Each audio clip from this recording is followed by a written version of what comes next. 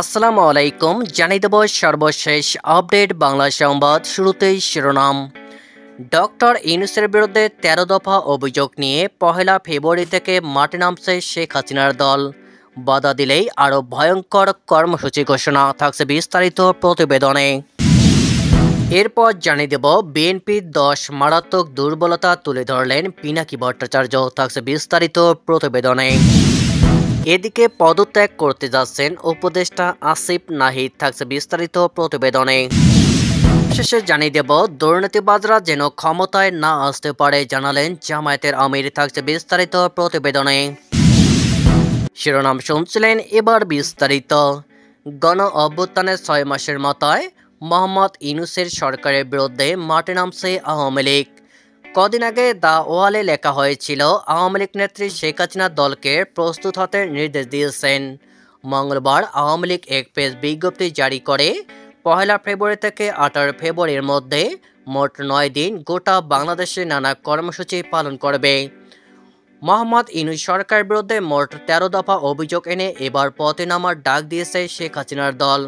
তারা জানিয়েছে, ১লা ফেব্রুয়ারি শনিবার থেকে ৫ ফেব্রুয়ারি বুধবার পর্যন্ত লিফলেট বা প্রচারপত্র বিলি করবেন দলের নেতাকর্মীরা।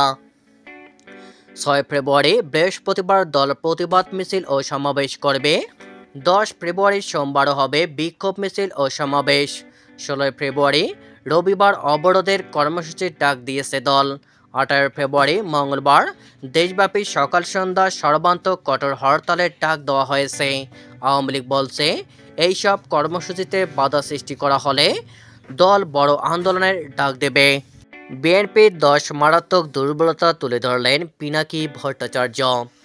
সর্ববৃহৎ রাজনৈতিক দল হিসেবে বিএনপির কয়েকটা মারাত্মক দুর্বলতা আছে।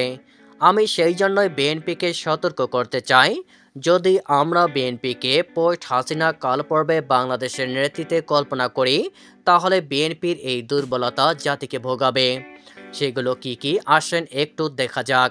১ নাম্বার, তরুণদের রিক্রুটমেন্ট নাই। ছাত্রদল ছাত্রদের মধ্যে সবচেয়ে জনপ্রিয় ছাত্র সংগঠন নয়। ২, বিএনপির নিজস্ব মিডিয়া নাই। দলীয় পত্রিকা নাই। বিএনপি প্রভাবিত মিডিয়া আউটলেট নাই। ৩, বিএনপির বুদ্ধিজীবী নাই। যারা আছে তাদের ন্যূনতম পলিটিক্যাল ট্রেনিং নাই। ৪, বিএনপির ন্যারেটিভ তৈরিতে দুর্বল। বিএনপি মুক্তিযুদ্ধের মাঠে তার ন্যারেটিভ নির্মাণ করে, যেখানে সে সেকেন্ড ডিভিশনের প্লেয়ার। ৫, বিএনপির অনলাইন প্রেজেন্স দুর্বল। ৬, বিএনপিতে ক্ষমতার একাধিক কেন্দ্র, তাই দলের নেতাকর্মীদের উপরে নিয়ন্ত্রণ দুর্বল। ৭, বিএনপির আন্তর্জাতিক মিত্র নাই। ৮, বিএনপির লং টার্ম পলিটিক্যাল ভিশন নাই। তার ভিশন খুবই শর্ট টার্ম। সে জানে না আগামী দুনিয়া কোথায় দাঁড়াবে, আর সে দুনিয়া তার স্টেট কি হবে, সে তার জায়গাটা কিভাবে সিকিউর করবে। ৯, বিএনপির মূল নেতৃত্ব অতিশয় বৃদ্ধ, শীর্ষ নেতৃত্বে তারুণ্য নাই। ১০, বিএনপিতে তার কৌর পলিটিক্স ডিফাইন করতে পারে নাই এখনও। তার কোনো হিস্ট্রিজম নাই, তার ইতিহাসে কোনো নোঙ্গর নাই, যেইখান থেকে সে শক্তি নেবে, বয়ান বানাবে, আগামীর প্রজেকশন করবে। পদত্যাগ করতে যাচ্ছেন অন্তর্বর্তীকালীন সরকারের তথ্য উপদেষ্টা নাহিদ ইসলাম এবং যুব ও ক্রীড়া উপদেষ্টা আসিফ মাহমুদ। নতুন দল ঘোষণার জন্য আগামী ১৫ ফেব্রুয়ারির মধ্যে তারা পদত্যাগ করবেন বলে শোনা যাচ্ছে। বৃহস্পতিবার ৩০ জানুয়ারি এক প্রতিবেদনে এই তথ্য জানিয়েছে আমার দেশ। আমার দেশ তাদের প্রতিবেদনে উল্লেখ করেছে, জুলাই বিপ্লবের নেতৃত্ব দেওয়া ছাত্র জনতার নতুন একটি রাজনৈতিক দল আত্মপ্রকাশ করতে যাচ্ছে। দল ঘোষণার আগে আগামী ১৫ ফেব্রুয়ারির মধ্যে সরকার থেকে পদত্যাগ করতে যাচ্ছেন তথ্য উপদেষ্টা নাহিদ ইসলাম, ক্রীড়া উপদেষ্টা আসিফ মাহমুদ। আগামী জুন মাসে পদত্যাগ করতে পারেন সরকারের আরেক উপদেষ্টা মাহফুজ আলম। জানা গেছে, ছাত্র জনতার নতুন দল প্রথমে আহ্বায়ক কমিটি ঘোষণা করবে, আর এই কমিটির সদস্য সচিব হতে যাচ্ছেন নাহিদ ইসলাম। ছাত্রদের নতুন দলের গঠনতন্ত্রে কাজ চলমান রয়েছে। ছাত্রদের নেতৃত্বে নতুন রাজনৈতিক দল আসছে এমন গুঞ্জন বেশ কিছুদিন ধরেই নানা মহলে চর্চিত হচ্ছে।